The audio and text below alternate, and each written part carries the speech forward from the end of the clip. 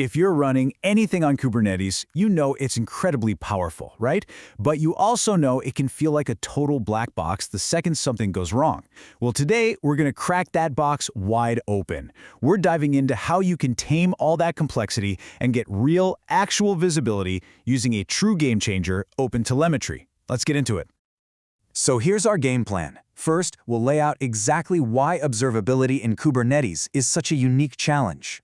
Then we're going to introduce the hero of our story, the OpenTelemetry collector, and check out the different ways you can deploy it. After that, we'll see how to hook it up to the tools you already use, and we'll wrap up by looking at the seriously cool automated future that all of this makes possible. All right, let's set the stage. Why is this so hard in the first place? I mean, why is getting a clear picture of what's happening inside a modern cloud-native app so tough? Well, it really boils down to the very nature of Kubernetes itself. Just think about it for a second. Your pods are scaling up and down constantly. They're ephemeral, popping into existence and then vanishing in the blink of an eye. You've got what? Dozens? Hundreds of microservices all chattering away over a network that might even span multiple clouds? Trying to debug that mess without the right setup isn't just difficult, it's total chaos.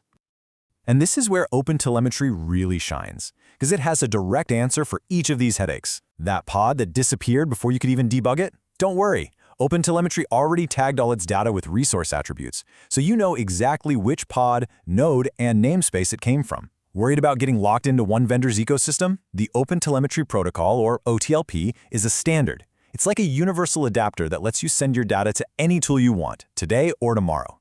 It's a specific fix for each specific problem. Now, at the very heart of this whole solution is a component called the OpenTelemetry collector. This thing is the absolute key to wrangling all of your observability data and making sense of the chaos. You can think of the collector as a kind of super smart pipeline. It sits in the middle, receiving data from all your different services. Then it can process that data, maybe batching it up to be more efficient, or sampling your traces to save on costs. And finally, it exports that clean process data to all your backend tools. It's your one-stop shop for all things telemetry. So here's what a really solid architecture looks like in practice. Your individual application pods, they're sending data to a local Sidecar collector that runs right alongside them. That Sidecar then hands the data off to a bigger, centralized gateway collector. And that gateway is what does all the heavy lifting, processing everything and sending it off to tools like Prometheus for your metrics, Jaeger for traces, and of course, Grafana to see it all. Now, you heard me mention sidecars and gateways.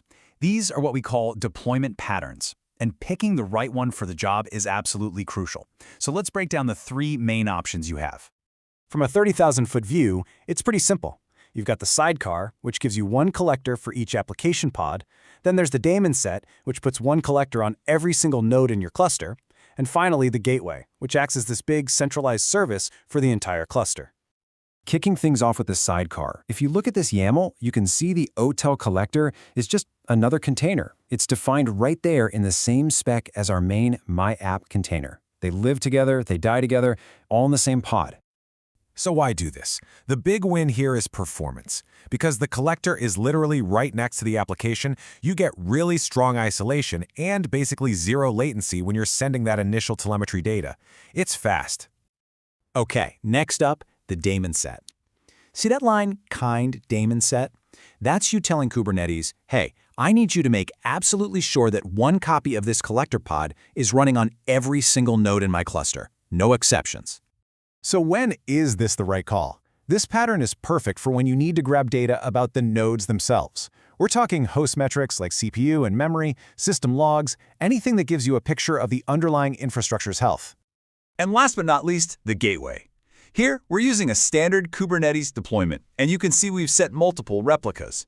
This creates a centralized collector service that's both scalable and highly available. It's a robust endpoint for everything else to send data to. Honestly, for any real production environment, this is your go-to pattern. It's built to handle huge volumes of data, it lets you centralize all your processing rules, and it gives your entire pipeline a stable address to talk to. This is really the foundation for doing more advanced stuff like AIOps. Okay, so we've got our collectors deployed, data's flown through the pipeline, that's awesome. But data isn't really useful until we can actually see it and make sense of it. So let's connect the dots and plug this into our analysis tools. So, back in our application code, look how simple this is. This is a Python example, and the key part is right here, the endpoint. We're just telling it to send trace data to the Kubernetes service named OTel collector on port 4317.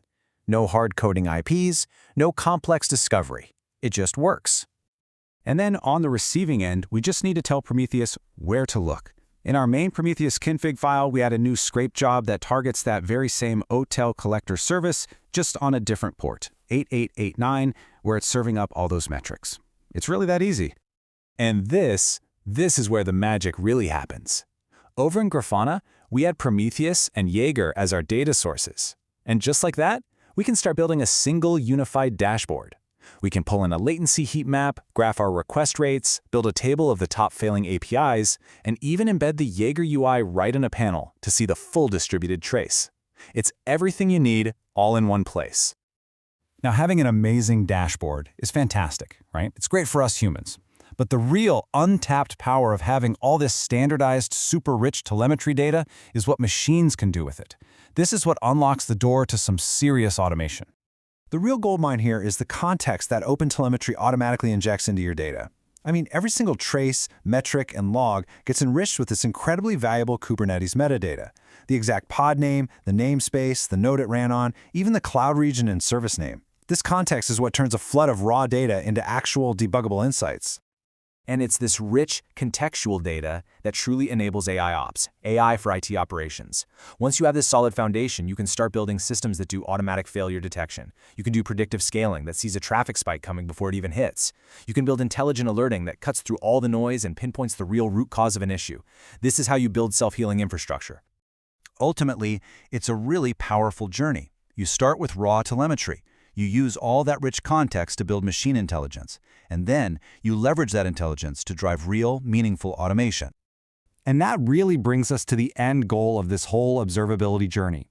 We've gone from staring into a chaotic black box to building a future of intelligent, automated operations. So it really just leaves one final, pretty important question for you to think about. Is your infrastructure ready to heal itself?